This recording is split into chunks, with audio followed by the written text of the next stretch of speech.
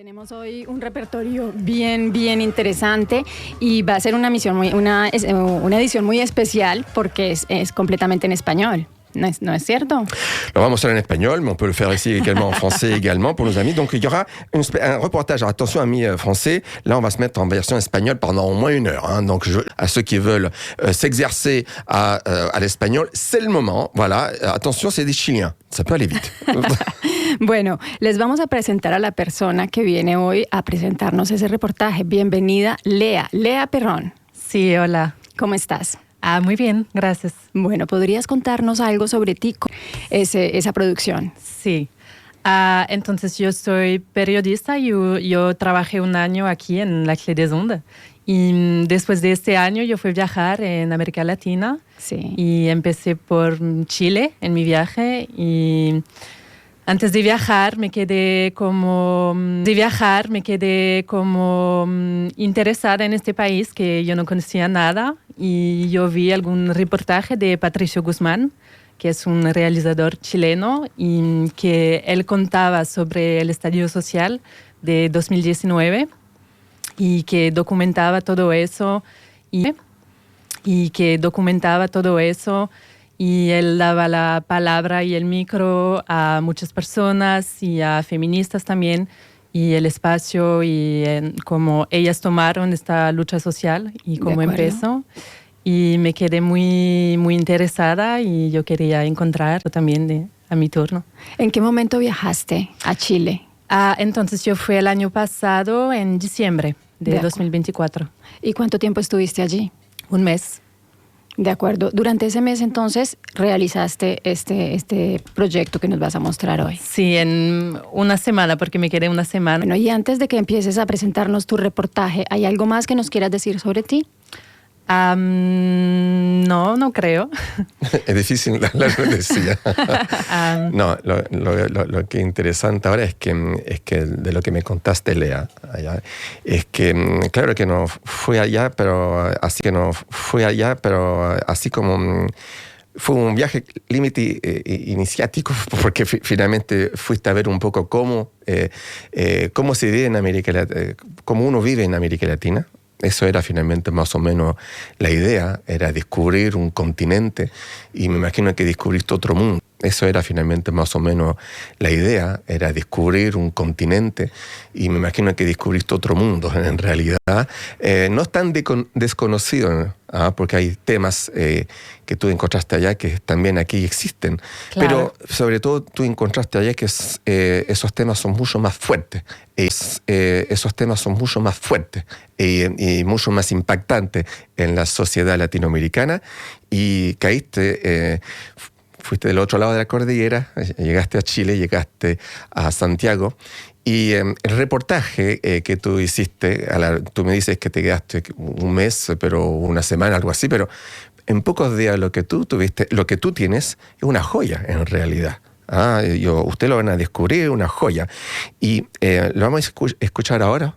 Lo que les propongo, señoritas, sí, es de escuchar un poco el reportaje. Quisiera... que tú las personas, no quién son, pero vamos a escuchar a algunas personas. Puedes decir su nombre solamente, porque así la gente va a ubicarla en este recorrido que vamos a hacer con tu reportaje. Ajá. Sí, entonces yo tuve la suerte de encontrar personas muy a darme su historia y vamos a escuchar a algunas personas del colectivo Las Tesis, que es un colectivo artístico feminista, y también vamos a encontrar a Maca y Miguel de Santiago. Claro, ustedes van a ver cosas fuertes y es un viaje que le proponemos y muchísimas gracias, Lea, insisto, por finalmente esta joya que tú nos permites de darlo, de aprovechar, de escucharlo y amigos chilenos, oyen bien. Porque va a ser impactante y están en relación en temas que ya hemos hablado este 11 de septiembre, porque tuve la oportunidad de organizar a través de la asociación Los Amigos del Mural, allá en Pesac. Tuve la oportunidad de presentar, hemos hablado de libertad, hemos hablado de derechos y del peligro finalmente del fascismo, y que llega a gran paso, entre comillas, en Chile a través finalmente del candidato que se llama Gast. Y eso usted lo va a escuchar en este reportaje que fue grabado el año pasado. Sí, en diciembre de 2024. En diciembre de 2024. Ajá. Y estamos ahora en 2025. Sí, que fue un largo trabajo de construcción después de este reportaje, porque muchas cosas y yo estaba, pero el final está aquí, ahora. Aquí está, aquí va inmediatamente. Octubre de 2019. Chile estalla. Una subida de 30 pesos en el pasaje del metro en Santiago enciende la chispa. El mensaje se vuelve claro. No eran 30 pesos, eran 30 años. 30 años de desigualdad, de privatizaciones, de impunidad desde el fin de la dictadura de Pinochet. 30 años de un sistema heredado del neoliberalismo de los años 80, que nunca fue realmente cuestionado. En Santiago, 2 millones de personas salen a la calle. En todo el país, las manifestaciones se multiplican. La represión es brutal. Decenas de muertes, miles de heridos, cientos de personas con daños oculares. Pero en el medio de esa violencia, algo se organiza. Un movimiento social fuerte, creativo. Asambleas barriales, redes de apoyo, performances feministas, solidaridades concretas. El 25 de octubre de 2020, la esperanza toma forma de plebiscito. El 25 de octubre de 2020, la esperanza toma forma de plebiscito. Más del 78% de la población vota por cambiar la Constitución de 1980, escrita en dictadura. Comienza un proceso constituyente. En 2021, Gabriel Boric, ex líder estudiantil y figura de la izquierda, es elegido presidente. Promete refundar el país, pero la lucha será larga. La calle resiste, el poder también. Y poco a poco la llama del estallido se enfrenta a la desilusión. El 17 de diciembre de 2023, Chile rechaza la Constitución. Y sin embargo, algo cambió. La revuelta echó raíces. En las calles, en los muros, en las voces y en los barrios. Frente a la represión, otro Chile empieza a tomar forma. Un Chile hecho de solidaridad, de memoria y de creación. En el corazón, movilizadas junto a los demás manifestantes, sitúan la lucha contra el patriarcado, la precariedad y las violencias de género en el centro del debate público. El colectivo Las Tesis se convierte en un símbolo internacional de la fuerza del feminismo chileno, visibilizado y amplificado por el estallido social público. Hola, mi nombre es Dafne, de Colectivo Las Tesis. Y mi nombre es Sibila, también de Colectivo Las Tesis. Colectivo Las Tesis es un colectivo artístico, interdisciplinario y feminista que nace con la idea de difundir tesis, teorías y... Bueno, el estallido, como dice la palabra, ¿no? Es un momento en el cual hay algo que estalla, pero es algo que claramente es como una olla a presión, como algo que ya se estaba cocinando hace mucho tiempo y que de alguna manera muchas veces se dice que la gota que rebalsó el vaso fue que en Santiago subieran 30 pesos la tarifa del metro, pero un poco el lema que apareció a partir de eso es que en verdad no eran 30 pesos, sino que eran 30 años, ¿no? En verdad eran 30 años desde el regreso a la democracia, después de la dictadura en Chile, en el cual durante esas 3 décadas no se realizaron medidas de reparación reales en torno a lo que ocurrió ahí, y por lo contrario se solidificó un sistema que se instala durante la dictadura, que es un sistema no solamente económico sino social y político, no solamente económico sino social y político y cultural, incluso profundamente neoliberal. Chile es la cuna del neoliberalismo, ¿no? Es donde se instala, es el laboratorio del neoliberalismo, donde se instala para probar este sistema, para luego también ramificarlo a otras partes del mundo, y eso nos ha traído consecuencias muy nefastas, hasta la actualidad en todos los ámbitos de nuestras vidas. Entonces un poco lo que ahí pasó fue eso, fue ese estallido de esos 30 años de no reparación, de esos 30 años de impunidad, de esos 30 años también de, por el contrario, proteger un sistema que es profundamente destructivo, para todas las personas, excepto para ese mínimo porcentaje que ostenta la mayoría de las riquezas del país, fomentando que sea además sumamente desigual, y que eso, tal como mencionábamos antes, no tiene que ver solo con lo económico, sino que tiene que ver con lo social, tiene que ver con lo cultural, tiene que ver con lo político. O sea, él tiene que ver con lo social, tiene que ver con lo cultural, tiene que ver con lo político.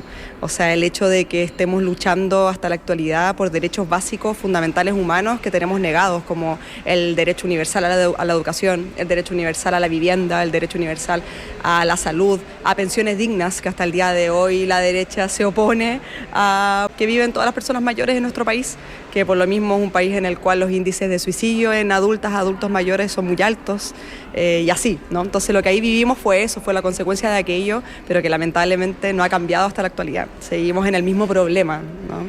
Y otra bandera de lucha, bueno, era la dignidad, esta idea de tener una vida digna a raíz de este sistema muy perverso, pero también de que seguimos regides bajo una constitución hecha durante el año 80, durante la dictadura, que también amarra cosas, ¿no? Como que las leyes de tu país, la constitución, la base sí, se le hicieron reformas después, pero son totalmente insuficientes, sino que claramente ahí había un cambio de base que tenía que hacerse, y seguimos en la misma.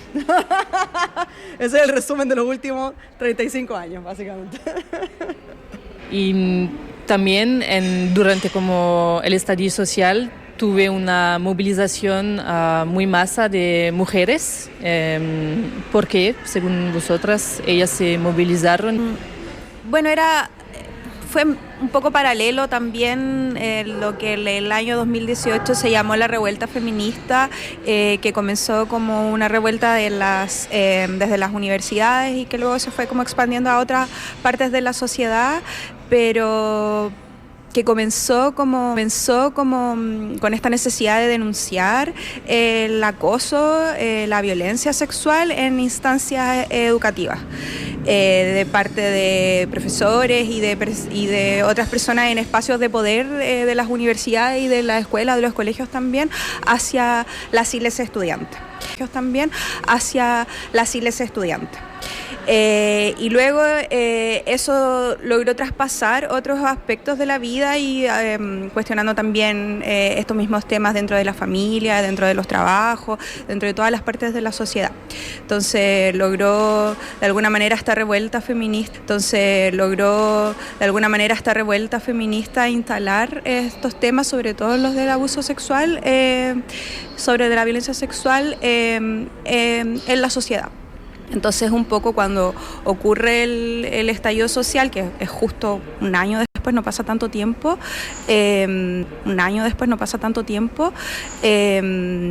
aparece también esta misma revuelta feminista que se entremezcla con todas estas problemáticas sociales comunes que mencionaba recién Sibila. Y aparece como esta idea de que de nuevo, sobre todo gente, cuando se estaban organizando, no sé, los cabildos y se estaban hablando estos temas de la salud, de la educación, no sé qué, de nuevo empezaban a quedar como estos temas de los feministas en segundo plano, ¿sí?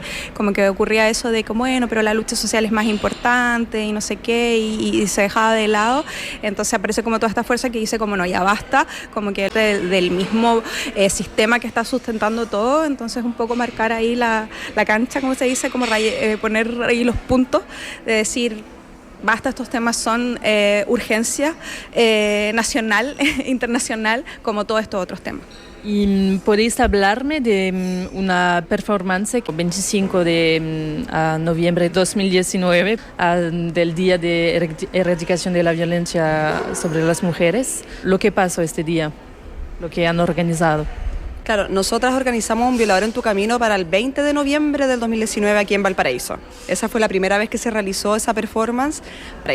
Esa fue la primera vez que se realizó esa performance para acusar la violencia político-sexual en el contexto de la protesta, porque ahí ya llevábamos un mes de este estallido / levantamiento popular, y comenzaron rápidamente a haber muchas denuncias de violencia político-sexual, sobre todo de parte de mujeres y disidencias de violencia político-sexual, sobre todo de parte de mujeres y disidencias sexogenéricas en contra de la policía.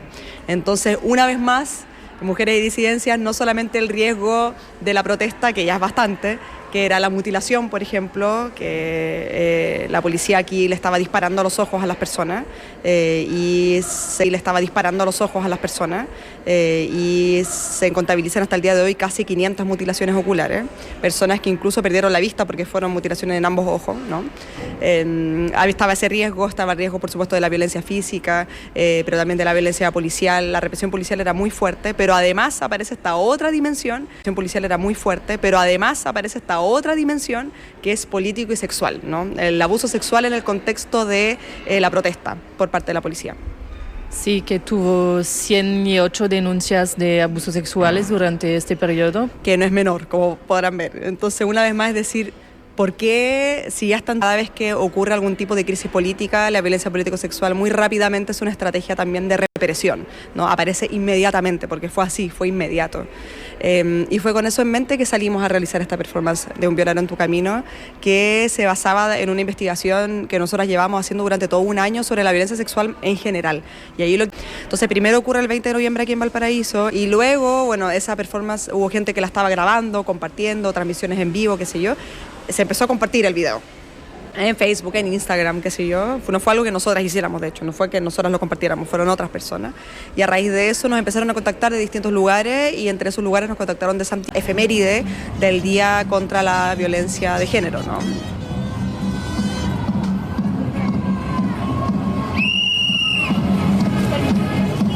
El patriarcado es un juez que nos juzga por nacer.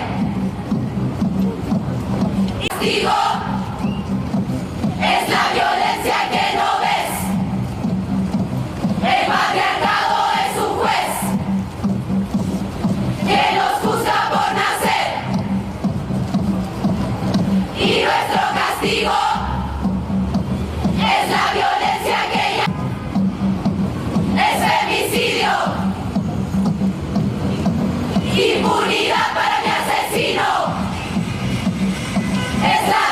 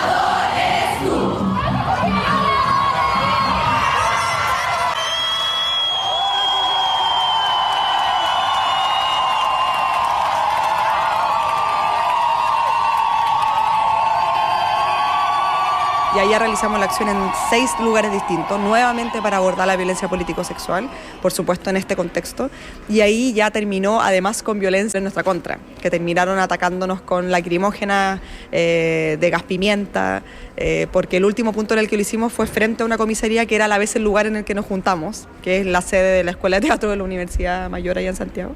Entonces nos resguardamos adentro, pero la sede adentro es abierta, entonces en verdad no nos podíamos resguardar, como que igual... Y bueno, después de esa intervención, esos 6 lugares, hubo gente que iba grabándolas en los distintos lugares, personas que iban pasando, personas que se iban sumando y se sumaban también a la performance, entonces el grupo iba creciendo y creciendo y de pronto éramos muchas más personas.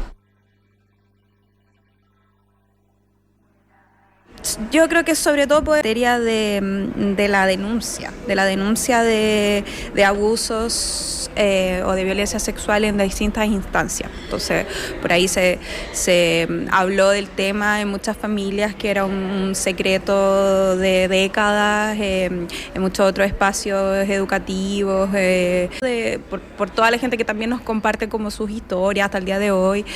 La performance se sigue utilizando para denunciar justamente eso en distintos contextos, siempre se modifica, pero sí al menos creemos que aún es una herramienta muy concreta y muy práctica para poner el tema, en cierto espacio.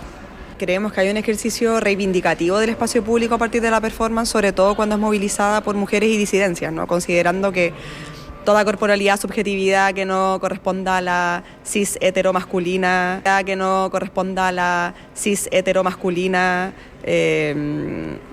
ojalá no racializada además, siempre está en una categoría de otra edad, ¿no? O sea, como que es muy claro, no lo decimos nosotras, lo dicen un montón de otras personas, de cómo las ciudades, incluso los espacios urbanos, están construidos en virtud de ese tipo de cuerpo y de ese tipo de urbanos, están construidos en virtud de ese tipo de cuerpo y de ese tipo de sujeto, y el resto se adapta, ¿no? Nosotras vivimos aquí en la región de Valparaíso, que en Chile es una de las regiones con más altos índices de femicidio y transfemicidio. Hace muy poquito, de hecho, ocurrió un transfemicidio una vez más en el espacio público, aquí en la ciudad al lado, en Viña del Mar. Entonces decimos como esta lucha no está en la ciudad al lado, en Viña del Mar. Entonces decimos como esta lucha no está por lejos de ser ganada, ¿no? Como que finalmente es muy este engaño de pero tenemos acceso, pero sí podemos, sí se puede, y es como no es verdad.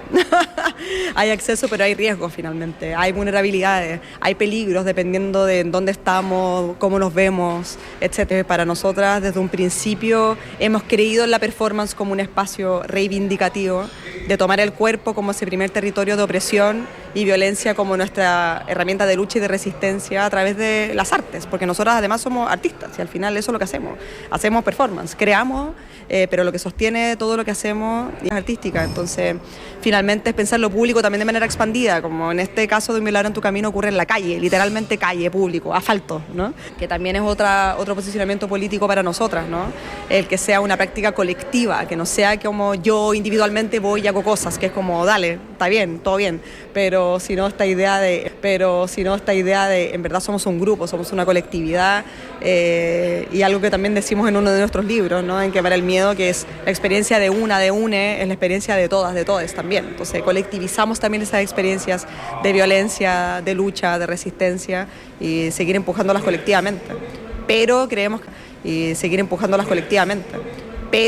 que todavía queda mucho por hacer, po. O sea, estamos en un momento en el cual el revival del fascismo de extrema derecha está ahí, muy, muy fuerte y muy potente. Las tesis denuncian un sistema patriarcal y violento, pero su mensaje revela las raíces estructurales de la opresión. El cuerpo se convierte en resistencia, el espacio público en su escenario. En Santiago, en el barrio de Yungay, se organiza otra forma de resistencia, más discreta pero profundamente política. Mientras las tesis ocupan las calles con sus cuerpos, las personas construyen la resistencia de otra manera, en los barrios a través de los gestos cotidianos. Cuando la economía tambalea, los vecinos inventan circuitos de apoyo mutuo. Durante el estadio, estas solidaridades toman la forma de cooperativas de abastecimiento, sin intermediarios ni lucro, a precio justo. Maca, trabajadora social y habitante del barrio, cuenta cómo surgieron estas redes durante el estadio social. El barrio se autoconvocó en una gran asamblea y de esa gran asamblea se trabajaron en diferentes comisiones o colectivos y primero nos dividimos por sectores del barrio según el lugar donde cada uno vivía y luego también por áreas de interés.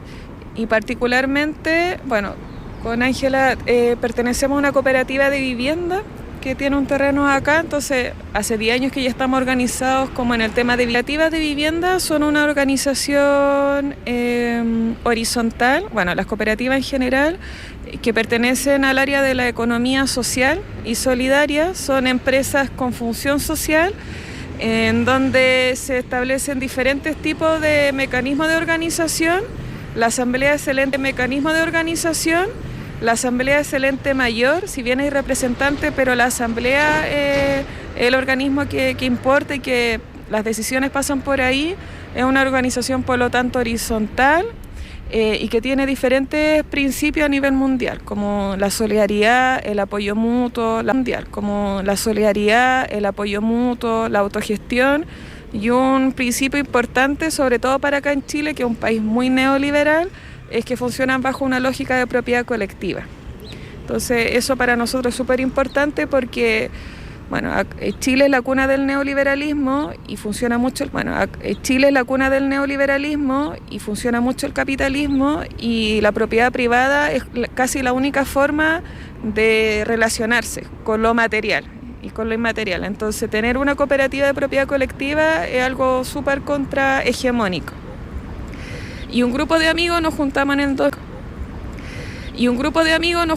el 2014 para poder resolver el tema de la vivienda y decidimos constituir una cooperativa de vivienda y en el año 2021, después de harto trabajo de gestión, logramos financiamiento estatal para poder adquirir un terreno aquí en Yungay y Ángela es arquitecta y las dos somos parte del equipo técnico de la cooperativa. Somos socias y parte del equipo técnico que lleva adelante el proyecto.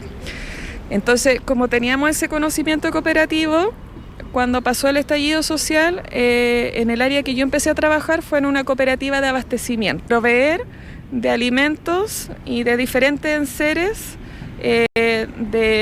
enseres domésticos como aseo, alimentos prefabricados o frutas, verduras.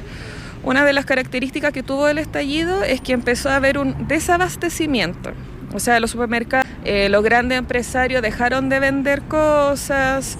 Nos enteramos que, por ejemplo, pequeños agricultores que le vendían a un solo empresario, el empresario les negó la compra, entonces nos llegó la información que había un señor que tenía una parcela, por ejemplo, que solo vende la cosecha de 2 hectáreas.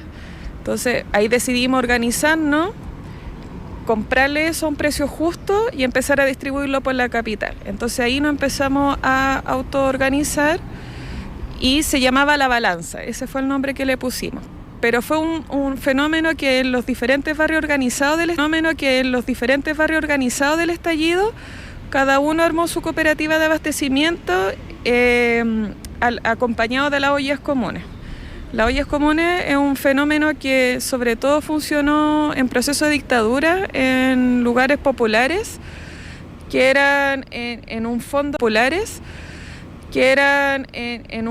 grande, en una olla gigante, hacer comidas para todas las personas que no tenían qué comer, porque también una de las características de dictadura fue que hubo un desabastecimiento de alimentos o de enseres básicos domésticos para provocar miedo,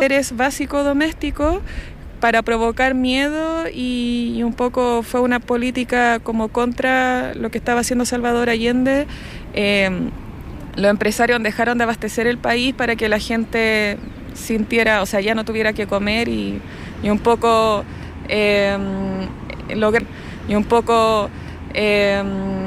lograr como una posición negativa frente al gobierno popular.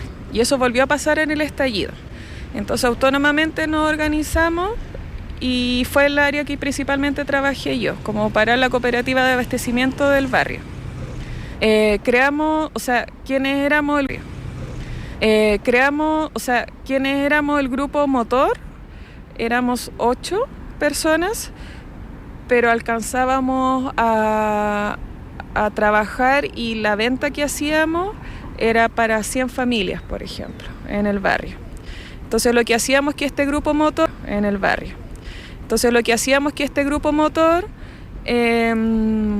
contactaba a agricultores, entonces nos saltábamos personas terceras, o sea, directamente íbamos al agricultor de tomate y decidíamos comprarle 2 camiones de tomate y al agricultor de lechugas, saltarnos intermediarios.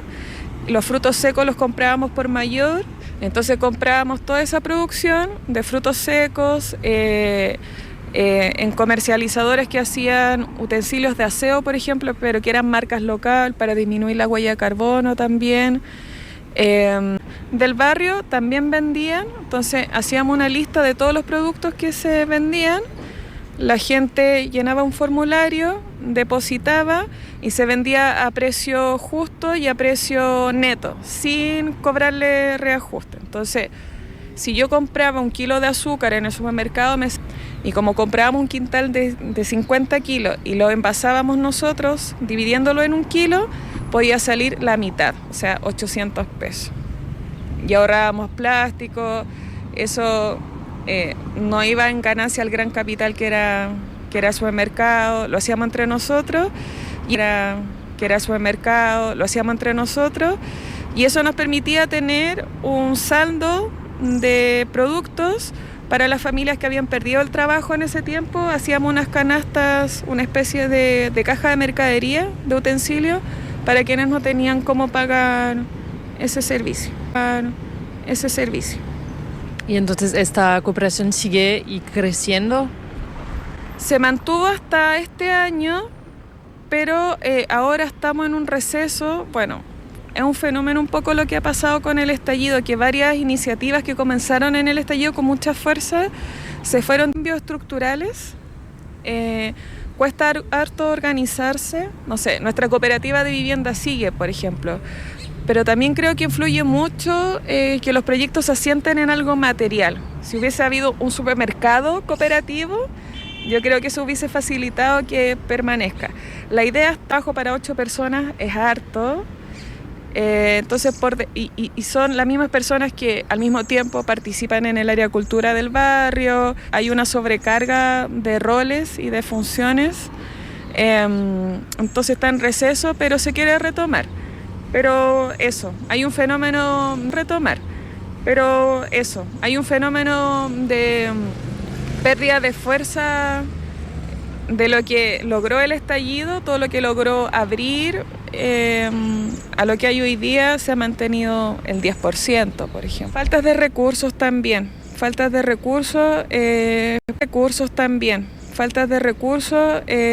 porque claro, la vida sigue y tienes que igual trabajar y destinarle tu tiempo libre a la organización, y a veces obviamente eso supera, y si uno participa en más de una organización ya te sobreexplota, sí, individualmente finalmente. En un gesto cotidiano, una canasta de verduras, una red de confianza. A pocas calles de ahí, otra iniciativa vuelve a la vida, el Teatro Novedades, abandonado desde hace años. Un colectivo de vecinos decide recuperarlo y convertirlo en un espacio cultural popular y autogestionado. Miguel González, vivo en Yungay hace 50 años. Llegué el 11 de septiembre del 73, el día del golpe. No salí más de acá. Y soy serígrafo y restaurador en madera patrimonial. Las profesiones que tengo ahora, porque he pasado por muchas, desde profesor primario, asistente social, y en la dictadura se dieron varias profesiones. Este barrio es el primer barrio uno de los primeros barrios que se fundó en Santiago. Acá existían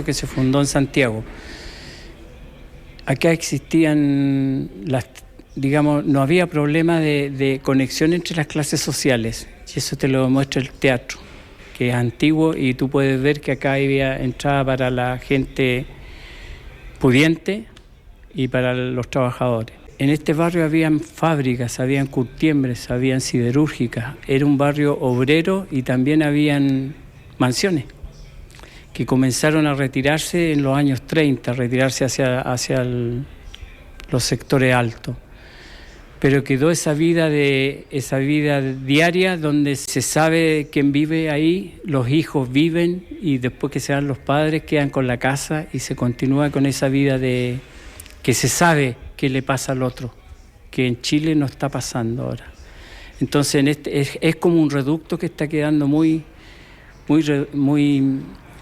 acotado. El estallido social, los vecinos salieron y fue la asamblea más grande que hubo en Chile prácticamente. Acá todos los días salían los vecinos, eran 300, 400 vecinos a protestar. El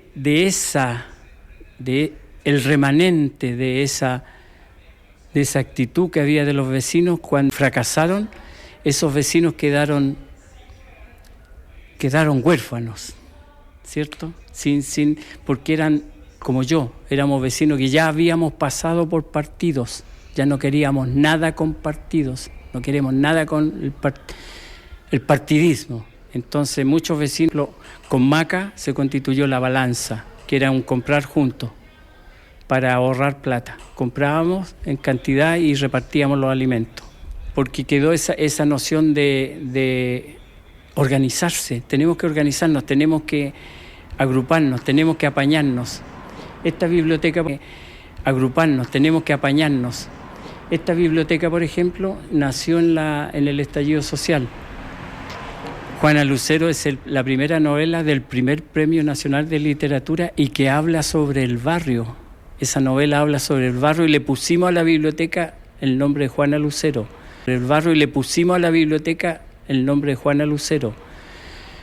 Nació Educación Popular, nació el taller de restauración Traful. Todos esos talleres quedaron huérfanos y llegó un momento dado en que necesitábamos celebrar el segundo año.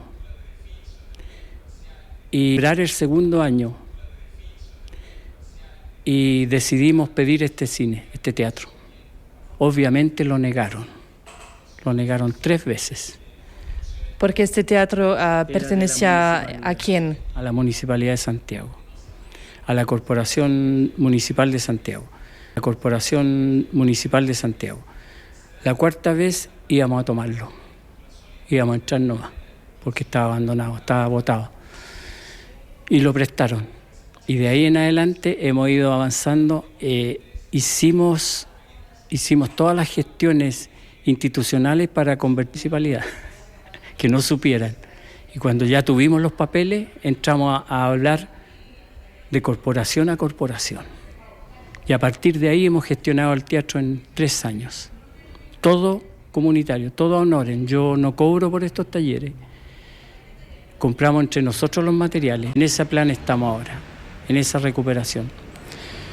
Lo bonito de todo esto es que hemos logrado convencer a instituciones como la Universidad de Santiago de Chile, que puso su departamento de arquitectura, vinieron a ver el teatro y nos están haciendo un proyecto de restauración completísimo, con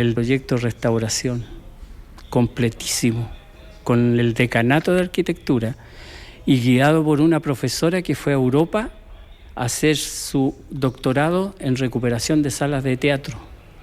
Entonces cayó, pero justo acá, pero estamos haciendo ese proyecto escondido. No tienen que saber la institución porque nos van a pedir que ellos son los que tienen que manejarlo. Entonces la universidad los va a entregar el proyecto y lo vamos a tener nosotros. Cuando podamos nosotros adquirir el financiamiento, lo vamos a hacer. O sea, esperan que tú te muevas, esperan que tú movilices a la gente, que te organices y vienen ellos después a dirigirte. Y está pasando que este teatro en los 3 años, por ejemplo, el año pasado hizo 108 actividades. Trajimos colegios. Los colegios vienen a una visita guiada y se les hace un pequeño acto para los niños. Otro tipo de actividades, se hace una programación colectiva. Acá la programación no es pagada, acá no se cobra el suelo, pasan a la plataforma y en el suelo se ponen calendarios y ellos se calendarizan el día que necesitan. Y si 2 eventos caen el mismo día, tienen que llegar a acuerdo para ver cómo lo hacen. Y vamos en la 3ª programación colectiva. Cobrar. Pero si ellos cobran una entrada, nos tienen que dar el 20%, no el 60% que le tienen que dar a los otros, a las otras empresas. Si no pueden dar el 20%, ellos tienen que dar una retribución, que significa que tienen que cooperar con algo. Y a veces la retribución es que vienen a ayudar con los niños o se hace un almuerzo solidario. Entonces, así se va produciendo una sinergia que ha ido cundiendo. Incluso tenemos un nuevo alcalde que no es de nuestro pensamiento y no nos va a poder sacar. Yo creo que no nos va a poder sacar. Yo creo que es la forma. Es como ir... me emociono.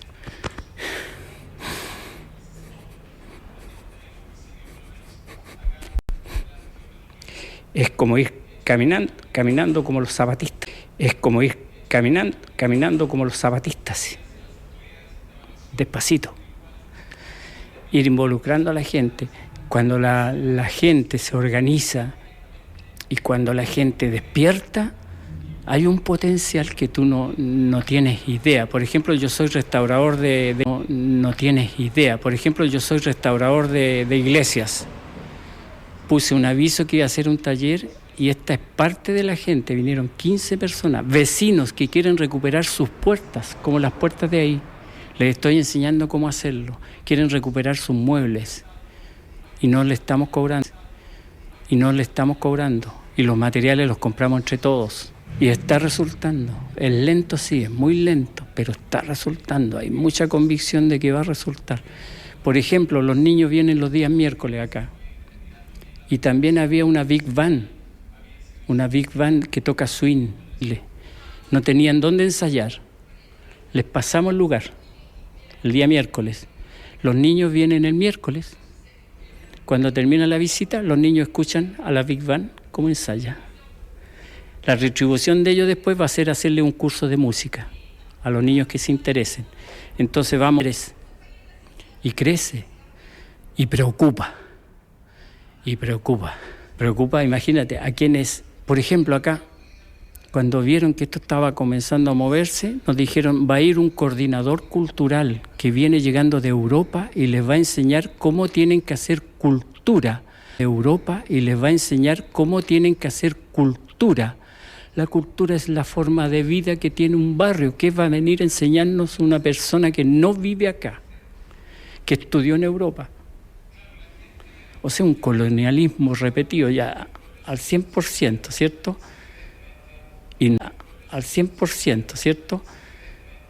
Y nos implantan eso.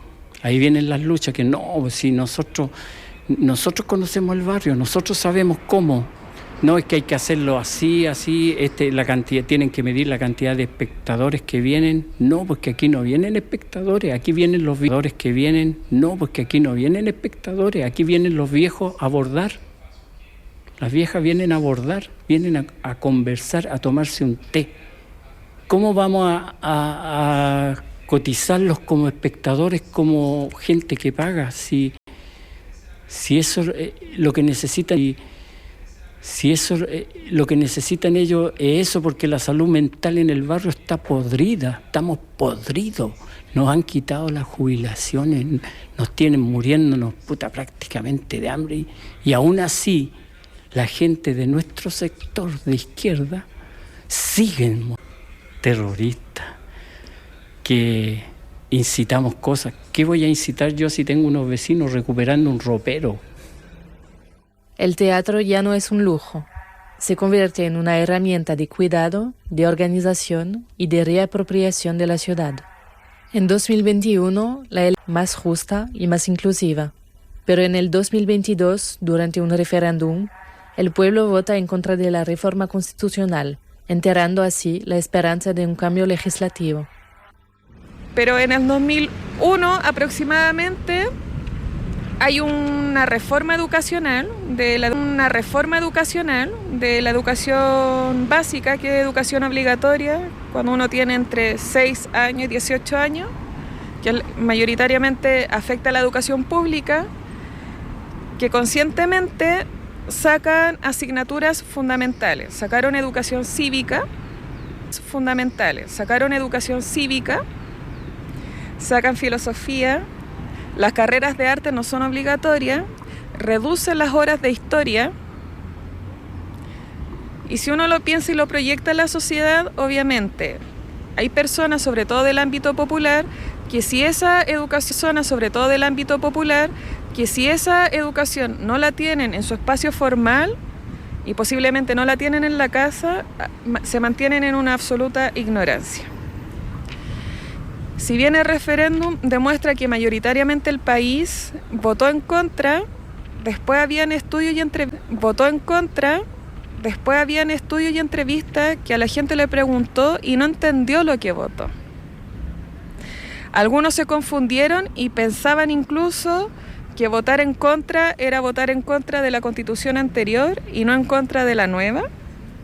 Había gente que pensaba que votar en contra de la nueva. Había gente que pensaba que votar en contra iba a afectar al gobierno y que no tenía que ver con la Constitución, porque hay mucha gente que no entiende lo que significa el documento o la Constitución. Los medios de comunicación masivos en este país son propiedad de privados y de los grandes empresarios y la élite. E hicieron una campaña de comunicación muy minuciosa y en contra de la Constitución. Y lo hicieron abiertamente, mintiendo. Una de las cosas que se quería trabajar en la Constitución, muy progresista, partíamos reconociendo derechos de la naturaleza y de los pueblos originarios. Se declaraba una Constitución feminista, pero a la vez permitía no tener, por ejemplo, una sola manera de propiedad, otro tipo de propiedad como la propiedad colectiva. Me cuelgo del cooperativismo con eso. En Chile funcionó la propiedad colectiva hasta dictadura, como normativa. Y una de las noticias falsas que más provocó daño fue que a todas las personas le iban a quitar su vivienda propia. Superior al 50%. Hoy día los estudios dicen que una persona de 30 años no va a tener nunca vivienda propia en Chile, porque es muy inaccesible. Y las pocas personas que tenían vivienda propia, uno de los fake news que más provocó daño fue privada en Chile. Ese nivel de ignorancia. Entonces, si bien concretamente las personas ejerció su acto democrático de votar, pero en un desconocimiento total, y los medios de comunicación hicieron una guerra contra el prestigio por un lado, que la gente no entendía lo que estaba votando y creía que era negativo, y al revés, no que era una instancia de reivindicar derechos finalmente. Entonces fue muy triste, muy desesperanzador, y eso también ha provocado que las pocas iniciativas que habían tomado fuerza para el 2019 hoy día no estén, porque, claro, te quedas sin esperanza. ¿Para qué sigue organizándote si esto no va a cambiar de aquí a que haya otro estallido 40 años más? Mejor me preocupo de lo mío y trato de sobrevivir. Y trato de sobrevivir con lo que puedo. Entonces, sí.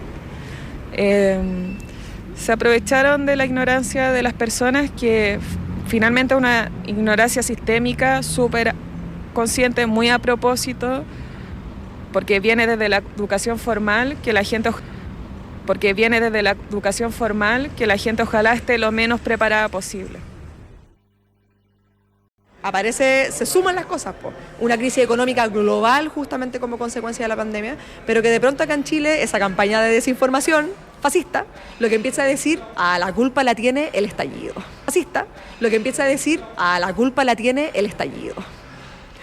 Y no es verdad, no tiene nada que ver. Tiene que ver con muchas otras cosas que han estado pasando en los últimos años, que ya no le llaman estallido social, le llaman estallido delictual, ¿cachai? Así lo llaman. Empieza a repetir. Y es como el octubrismo. O sea, lo más hermoso que tuvo ese movimiento, o una de las cosas que para mí al menos era tan clave, era que era un movimiento que realmente venía de las bases y que no tenía cabeza, no tenía líderes, ni lideresas. No tenía personas al frente que estaban, hagamos esto, hagamos todo otro. Realmente, o sea, por eso era tan caótico y por eso también tenemos con quién sentarnos a la mesa a hablar. ¿Cachai? Como que realmente era así. Entonces que ahora lo transformen en otra cosa y digan en verdad eran unos pocos. Como que lo minimizan. Te habla mucho de justamente ese poder que la extrema derecha va ganando. Y finalmente, ¿qué pasa? ¿Y qué pasa con todo lo...? Y también la historia nos lo ha enseñado, no es algo que pasa en Chile solamente, ¿no? Es algo que pasa en Chile solamente, ¿no? Ocurre una revolución, una revuelta. Genera algún tipo de caos también, ¿no? Porque generó un cambio en la manera... O sea, en ese momento generó una crisis en el sentido de que se acabaron las clases, las universidades cerraron, las escuelas, porque toda la discusión estaba en la calle. Las discusiones estaban en cerraron las escuelas porque toda la discusión estaba en la calle. La discusión estaba en esos espacios comunitarios, barriales también. Ahí era donde teníamos que estar todos. Como que no tenía sentido ir a trabajar a hacer clases, como que no tenía sentido. De verdad era por eso. O sea, y por eso todo se detuvo un poco. Pero claro, generó una inestabilidad en el sentido de que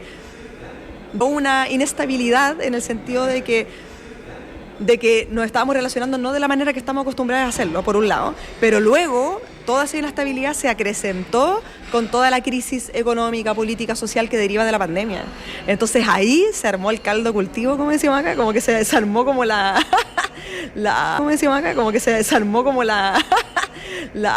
fue como un regalito para la extrema derecha, ¿cachai? De decir, aquí, ¿no es cierto?, venimos y vamos a instalar el orden de nuevo. Entonces también vivimos en un país profundamente colonial, que aún opera bajo lógicas coloniales, latifundistas, ¿no? Siempre es como Chile es un gran fundo, ¿no? Entonces, ¿qué pasa? Es como, hay desorden, ¿qué queremos? Que venga el patrón de fondo a poner orden, po. Y ahí Kast, por ejemplo, el candidato de extrema derecha, es perfecto. El padre, ¿no es cierto?, que viene a cuidar a la gente. Pero en verdad sabemos que es un engaño, lo estamos viendo en Argentina con Milei. En el caso de Argentina fue distinto, es muy diferente el proceso político que les llevó a Milei, que ese estallido social también ocurrió por esa crisis política de representatividad, si tiene que ver con lo mismo, un poco todo se suma, ¿no? Pero es muy fuerte ver cómo desde que terminó la dictadura probablemente estamos en uno de los momentos más fascistas de la historia de Chile, porque estamos en uno de los momentos más abiertamente fascistas, o sea, personas que abiertamente son de extrema derecha y de pronto llegan al Congreso, están de acuerdo con la violación, ¿no? Y lo dicen, y lo pueden decir, porque la libertad de expresión y bla, bla, bla, y una dice, pero no puede ser, como que hay cosas que debiesen ser ilegales, ¿caché? Como que tiene que haber un límite, la gente no puede llegar y decir cualquier cosa. Entonces, no significa que Chile no sea un país fascista siempre, porque sí lo es. Y cuando terminó la dictadura, Pinochet siguió siendo senador vitalicio y las Fuerzas Armadas durante demasiado tiempo, y sigue habiendo impunidad hasta el día de hoy. En los 2000 se intentó luchar un poco en contra de esa impunidad, pero sigue siendo así, ¿no? O sea, como que de qué es facho, y que es conservador, además, es conservador. Pero es eso, es como hubo un momento en el cual en la política la derecha un poco intentó como una derecha más liberal. No teníamos que ver tanto con eso, ¿no? Como que hubo un momento que se trataba de eso, pero ahora ya da lo mismo, o sea, da lo mismo, son pinochetistas abiertamente, son fascistas abiertamente, dicen las cosas y no importa y no tiene consecuencias. Entonces, son misóginos, por supuesto, son transfóbicos, homofóbicos, las tienen todas, ¿no? O sea, como que sabemos que ahí vamos a perderlas todas con esa gente. Homofóbicos las tienen todas, ¿no? O sea, como que sabemos que ahí vamos a perderlas todas con esa gente. Lo sabemos. Y es muy fuerte ver el poder que han logrado en muy pocos años, en muy poco tiempo. Pero tiene que ver con eso, con el cómo después de una revolución la gente quiere estabilidad, por un lado, y ellos prometen esa estabilidad. Se han también tomado de la agenda de la seguridad, hoy en día, se han también tomado de la agenda de la seguridad. Hoy en día estamos en un momento en el cual en Chile de lo único que se habla es la seguridad, que la delincuencia, también lo mismo. Y lo que decía Dafne, el poder económico. Son personas que siempre tuvieron el poder económico, siempre tuvieron los medios, entonces si se tiene plata, se puede hacer cualquier cosa. Pueden en un par de años instalar un partido y tener candidatos, puede hacer cualquier cosa. Pueden en un par de años instalar un partido y tener candidatos que entren al Congreso y que incluso lleguen a ser presidentes, porque tienen la plata para hacerlo también. Entonces ahí es como una lucha muy difícil de dar, muy difícil, está muy peludo. A pesar de las desilusiones, a pesar del avance de la extrema derecha, las semillas sembradas en 2019 siguen creciendo. Crear, cocinar, reparar, transmitir son actos de resistencia. En los intersticios del sistema germinan semillas. Esto La recuperación del teatro fue producto. El estallido permitió que nos conociéramos con Maca, con toda la gente, interactuáramos, veíamos que venía la cosa mejor, pero de repente se frustró todo, quedó todo en nada y quedamos ahí, ¿qué hacemos ahora? Y eso estamos haciendo ahora, recuperando espacios como lugares de mayores contención para los migrantes, que aquí hay muchos. Entonces, si no tenemos esto, no vamos a poder hacer ningún trabajo de los que pensamos comunitarios. De hecho, queremos abrir una oficina de migrantes con abogados arriba, en el segundo piso. Pero si no cuidamos el edificio, no podemos. Por eso lo estamos mejor. Es vital tener este espacio para nosotros. Es muy importante. Yo creo que sí, que no llegamos a un punto cero. O sea, el teatro novedad antes no existía. Y eso es algo. Nosotros en el 2021 logramos comprar el terreno. Queda semilla, hay que trabajar por germinarla y esperemos estar vivas para poder verla florecer, pero sí queda. Creo que hablando de lo micropolítico y del fenómeno de proliferación quizás es muy positivo a mi pensar, pero cuando constituimos la cooperativa en el 2014, fuimos la primera cooperativa que se constituyó después de dictadura, cooperativa de vivienda por propiedad colectiva. Y tenemos mucha anécdota porque nadie entendía lo que era una cooperativa, había mucha ignorancia, no había marco normativo, no había financiamiento. Y hoy día hay 8 financiadas, no había financiamiento. Y hoy día hay 8 financiadas por el Estado y 50, 100 constituidas a nivel nacional. Entonces creo que cuando hay cambios micropolíticos, la proliferación para poder buscar cambios estructurales es posible. Se puede lograr, es posible, se puede lograr. Por eso plantar la semilla y germinar es una buena... Hay que hacerlo, nada nos va a llegar del cielo. O sea, las luchas sociales siempre han venido de abajo y eso es lo que no hay que perder. Va a costar, hay cosas que vamos a ver, otras que quizás no, pero vamos a sembrar para el futuro como... Si ya estamos acá, como mejor tratar de hacer los cambios a nuestro alcance y eso siempre va a ser a pequeña escala. Que quizás no son tan importantes porque una cooperativa de 15 personas quizá a nadie le importa, pero como pudo esa cooperativa quiere decir que todo el mundo puede. Entonces hay que hacer, más que quedarse en el discurso y todo, creo que hay que intentarlo, prueba y error, hacer. Eso. Aquí en Francia, donde sea. Al final pasar en todos lados, tenemos la misma barrera. Como una acción-reacción, ¿no? Como de pronto el 2018 se empiezan a instalar ciertas temáticas, ciertas perspectivas, se empieza a hablar de feminismo de una manera que no se hablaba antes acá en Chile, se desestigmatiza un poco también, porque siempre fue visto de manera más negativa el feminismo. Aparece de una manera como más, pronto sobre todo para nosotros, siempre muy inspirador ver a gente más joven y que se llama feminista y tal, ¿verdad? Pero eso trajo una consecuencia muy concreta que es justamente un movimiento antifeminista y anti como todo lo que en Estados Unidos le llaman como la cultura woke, ¿no? Como un poco lo mismo, aquí no ocupan esa palabra, pero es lo mismo al final, es lo mismo lo que les molesta, ¿no? Y aparece justamente una respuesta muy potente en contra de los derechos fundamentales de mujeres, de disidencia, de personas trans, por supuesto, como persecución política, muy concreta. Entonces igual lo vemos así, como que vimos un avance, pero también vemos algo pasa, ¿no? No sé, en las universidades, por ejemplo, el año 2018, que este movimiento estalla sobre todo, esta revuelta feminista, sobre todo en universidades, pero también en la sociedad civil en general, pero parte ahí un poco, ¿no? Y eso se tradujo en denuncias contra profesores, contra compañeros, ¿no? Muy concreta. Y de pronto hoy han pasado 5 años, 6 años después de eso, y ya de nuevo vemos que al parecer ya se desincentiva a denunciar, ya las denuncias no pasa mucho, ya de nuevo da un poco lo mismo. O sea, como que hubo un momento que hubo un barrigo, ¿no? Y ahí se logró que se sacaran algunas universidades de gente, otras personas no, igual no se logró, y ahí siguen todavía hasta el día de hoy, ¿cachai? Profesores, abusadores, acosadores, etcétera. Pero de pronto ahora vemos cómo eso de nuevo se relativiza y de nuevo es como no, pero es que la política de la cancelación, la cultura de la cancelación. Weas que nosotros decimos, ¿quién es la verdadera generación de cristal? En verdad son la generación que tienen 40, 50, 60 años. Ellos en verdad son los que al parecer están reaccionando. Y eso estamos viendo ahora y lo estamos viendo en muchos aspectos. Una reacción en contra de esto que estaba intentando avanzar, ¿no? Y también acá en Chile ha sido muy fuerte lo que pasó con el hecho de que el gobierno como que también ha perjudicado el movimiento en algunos aspectos, en otros no, porque también creemos que es importante que personas que se sienten parte de esta lucha estén en todas partes. Obvio que tienen que estar en la política institucional también, como que obvio que es muy importante que tengamos diputadas feministas, también diputadas transfeministas, es importante, ¿cachai? Que estén en diputadas transfeministas, es importante, ¿cachai? Que estén ahí, obvio que sí, no estamos diciendo lo contrario, pero sí ha ocurrido de que a veces por ir en contra del gobierno, muchas personas entonces dicen, entonces tampoco quiero ser esto, porque el gobierno es esto, ¿sí? Entonces ahí hay un doble filo que también ha traído consecuencias y que son complejas para nosotras, también ha traído consecuencias y que son complejas para nosotras, al menos que nos identificamos dentro de un movimiento, ¿no? De un movimiento que además históricamente ha sido un movimiento de base, que históricamente no ha sido partidista, que históricamente no le pertenece como a los partidos políticos, sino que es otro tipo de movimiento, ¿no? Entonces, complejo, porque no podríamos decir como no, las cosas han mejorado, así como las cosas han cambiado, sí, pero han cambiado y se han movido y se devuelven y avanzan de nuevo en otras cosas, pero en otras no tanto.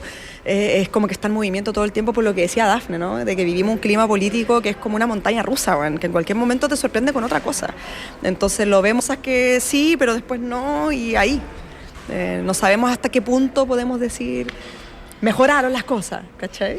Como una afirmación así tajante. Chile ha cambiado.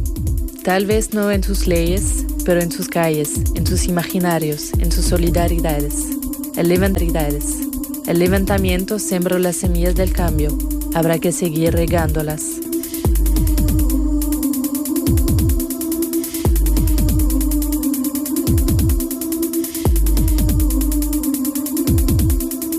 Música de Alisu. Música de Alisu. Crear, resistir, reconstruir. Artes, feminismos y solidaridades en el Chile postestadillo. Un reportaje de Lea Perú.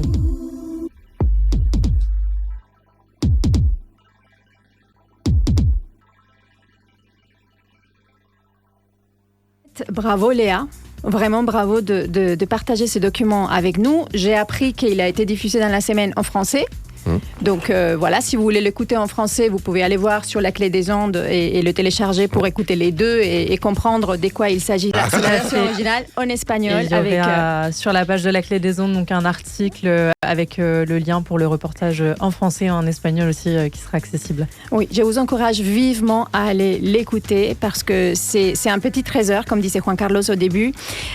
Toutes ces personnes qui viennent témoigner, toute cette civilade au fur et à mesure de leur quotidien, de ce quotidien en 2018, au moment où le mouvement féministe il a été créé, ensuite ce qui s'est passé en 2019 et ensuite ce qui s'est passé après le Covid, c'est très intéressant à comprendre. Qu'est-ce que tu pourrais nous dire pour clôturer ceci, Léa? Pour clôturer voyage, ces rencontres et ce reportage, il fait aussi beaucoup écho en fait à toutes les problématiques qu'on vit, alors évidemment dans des contextes différents. Ce qui se passe au Chili ne se passe pas de la même manière en France. Mais en tout cas, moi, ce qui m'a intéressée, c'est cette révolution sociale et de voir l'ampleur qu'elle avait pris et cette lueur d'espoir, en fait, d'une gauche présentée comme très progressiste qui arrive au pouvoir. Je me disais, c'est génial, les luttes sociales arrivent à amener des changements structurels forts. Et après, de voir que la Constitution qui est encore actuelle, qui a été écrite sous Pinochet, n'avait pas abouti finalement, et de comprendre pourquoi, qu'est-ce qui avait marché, qu'est-ce qui n'avait pas marché, et en fait de se rendre compte qu'à chaque fois que la gauche s'approche du pouvoir, elle agit face à ça et elle met des stratégies en place notamment dans des campagnes de désinformation, où c'est ça qui est quand même assez primordial, c'est que les gens soient informés sur les problématiques véritables qui touchent le pays. Et là où l'extrême droite a mené des campagnes véritables qui touchent le pays, et là où l'extrême droite a mené des campagnes de désinformation très fortes pour détourner le regard en fait sur les autres enjeux qui nous touchent aussi ici en France, concernant la justice sociale, fiscale, environnementale, les droits des femmes et des minorités sociales, fiscales, environnementales, les droits des femmes et des minorités. Ou également au Chili, c'est le thème de l'émigration qui est repris, comme on peut l'assister aussi en France avec l'extrême droite, où c'est des boucs émissaires qui sont trouvés et où finalement c'est toujours boucs émissaires qui sont trouvés et où finalement c'est toujours vouloir taper sur plus vulnérables que soi. Et donc c'était assez intéressant de se rendre compte que les stratégies de l'extrême droite, elles sont un peu les mêmes partout dans le monde, et de voir comment ces personnes inventent en fait des stratégies de lutte, de résistance face à ça. Et c'était très inspirant et très intéressant, et ça réchauffe le cœur aussi, ça donne de l'espoir de voir qu'on partage les mêmes luttes. Et c'est très intéressant de comprendre ça, parce que quelque chose qui est très flagrant et qui est répété par les différentes personnes qui passent lors du reportage, c'est qu'il y a presque une ignorance systémique. C'est-à-dire que quand on est dans l'ignorance de quelque chose, il est très difficile d'ouvrir de nouvelles portes à quelque chose. Et par exemple, il donnait au moment où il était possible de créer une nouvelle constitution. Mais comme à la base, en tant que citoyens, nous ne savons pas vraiment ce que c'est que la constitution, en quoi elle consiste, nous ne sommes pas capables de voir ce qu'elle peut nous apporter. Donc en fait, ce que je trouve là-dessus, et qui est très instructif, c'est que c'est aussi une invitation aux citoyens du monde, peu importe où on est. Essayons de comprendre ce qui se passe autour de nous. Essayons vraiment de lire les choses jusqu'au bout et ne restons pas sur la partie, superficielle. Ouais. Que finalement, c'est ça qui fragilise énormément des projets qui sont très forts et qui ont un impact énorme et qui sont balayés très vite. C'est des rencontres. Là, je vais aller sur l'aspect humain des choses. C'est vrai qu'on aura l'occasion, Léa, avec ce que tu nous as donné. J'en connais une en fait qui pourra pas rester là comme ça, et donc on va te réinviter parce qu'on va aller au fond des choses, au fond de cette subtilité latino-chilienne, mais comme dans d'autres. Je préfère même pas parler de l'Argentine pour te dire où ils en sont là-dessus. Mais humainement, voilà, c'était un voyage un peu initiatique, je l'ai dit au départ, un tout petit peu. Tu partais à la rencontre. Qu'est-ce que ça... Là, il y a Miguel, on l'a entendu avec sa sensibilité. Je l'avais dit, j'ai teasé tout à l'heure, vous allez entendre de l'émotion. Qu'est-ce que t'en retires, toi, humainement parlant, voilà, parce que t'es resté peu de jours, quelques semaines, mais t'en tires quoi? Parce que t'as envie d'y aller là-bas? Ouais, moi, j'ai envie d'y retourner. C'était une des projets de comprendre la structure aussi... politique, sociale, culturelle d'un pays, que de pouvoir rencontrer ces personnes. Et c'était merveilleux parce que c'est des rencontres que j'ai fait sur le tas aussi un peu, où c'était vraiment des gens que j'ai fait sur le tas aussi un peu, où c'était vraiment des gens qui avaient la volonté de transmettre ce qui se passait chez eux. Et de collectiviser en fait les luttes entre nous tous, et c'est ça qui était beau. Qui était beau. Et puis c'est l'interviewé qui t'amène à une autre personne et ainsi de suite. Et tu as pu voir le chaînon un tout petit peu qu'il y avait de la solidarité là-bas, puisque voilà, il y a un mot, en fait, c'est la solidarité. Le Chili se découvre dans cette crise sociale de 2019 et tout a commencé par une petite goutte d'eau qu'on soupçonnait absolument pas. le ticket, voilà, l'augmentation de 30 pesos. Et puis, un lycéen, c'est un lycéen, et qui dit, non, moi, je saute le tourniquet. C'est les femmes, c'est des étudiantes d'abord qui ont commencé. Qui ont commencé là, et c'est comme ça, en fait, que ça a commencé dans le métro, voilà. Et puis, en fait, ça fait tache d'huile. Je me souviens parce que j'étais arrivé, moi, à l'ordinateur en train de regarder tous ces éléments-là, et effectivement, les Chiliens qui se redécouvraient un tout petit peu, et sur lesquels tous ces éléments-là, et effectivement, les Chiliens qui se redécouvraient un tout petit peu, et sur lesquels ils se sont rendus compte, en fait, qu'ils ont été anesthésiés sous 40 ans de dictature, et des vieux réflexes reviennent, voilà. Et les anciens, ceux qui ont connu cette époque de 73 et des années 80, qui reviennent, voilà. Et les anciens, ceux qui ont connu cette époque de 73 et des années 80, qui reviennent, en fait, ici, remettre de la valeur, redonner du sens. Voilà, ça n'a pas été suffisant, mais je te dirais, en fait, ici, tu parles, il y a beaucoup, le mot semillas revient énormément dans ce reportage. Tu m'avais donné le titre, j'avais posé la question, c'est quoi le titre? Parce que, du coup, t'aurais pu dire... La sémence. Semillas del cambio.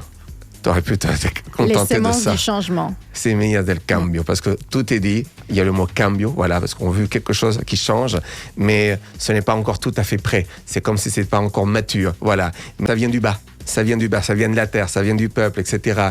Il y a un élan, voilà, là-dessus, mais qui peut être durable, mais il faut l'entretenir, c'est fragile. Il y a tout ça, en fait, qu'il y a dans ce titre-là.